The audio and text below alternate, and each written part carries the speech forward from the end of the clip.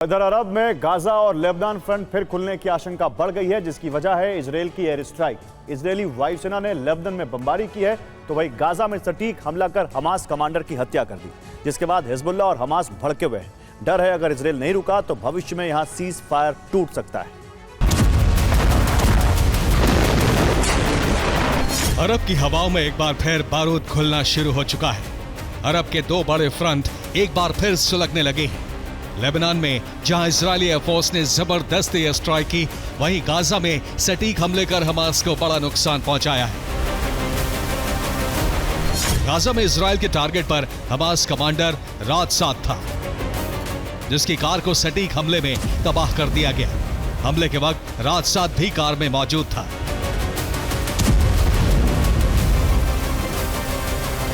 Israel ने हमले का वीडियो भी जारी किया। तस्वीरों में देखा जा सकता है सड़क पर हमास का काफिला जा रहा है। सबसे पीछे वाली कार में रात साथ मौजूद था, जिसे धमाके में उड़ा दिया गया।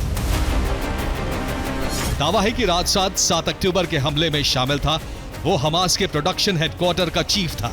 इससे पहले वो हथियार मैन्युफैक्चरिंग यूनिट का चीफ रह चुका था। फिलहाल वो हमास में नंबर 2 की हैसियत रखता था। हमास कमांडर की मौत से गाजा सीज फायर टूटने के कगार पर पहुंच गया है। हमास के मुख्य वार्ताकार खलील अल हया ने इजरायल को चेतावनी देते हुए कहा, इजरायल सीज फायर समझौते का उल्लंघन कर रहा है। साद और अन्य लोगों की हत्या इसका सबूत है।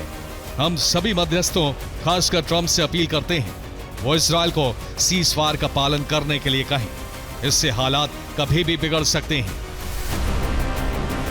खलील अल हया के गुस्से की वजह सिर्फ रात साथ की मौत ही नहीं, बल्कि हमास कमांडर अहमद जमजम का मारा जाना भी है, जो हमास की इंटरनल सिक्योरिटी का चीफ था। हमास विरोधी गुट ने अहमद जमजम की कार पर गोलीबारी कर उसे मौत के घाट उतार दिया। दावा है कि इन हमास विरोधी संगठनों को इजरायल का संरक्षण हासिल है। एक तरफ गाजा में हालात बिगड़ने लगे हैं, वहीं दूसरी तरफ इजरायल ने लेबनान पर भी एयर स्ट्राइक शुरू कर दी है। ये लेबनान पर इजरायली एयर स्ट्राइक का सबसे लेटेस्ट वीडियो है। दावा है कि इसी तरह के विस्फोट बीती रात दक्षिणी लेबनान में 8 जगहों पर देखे गए।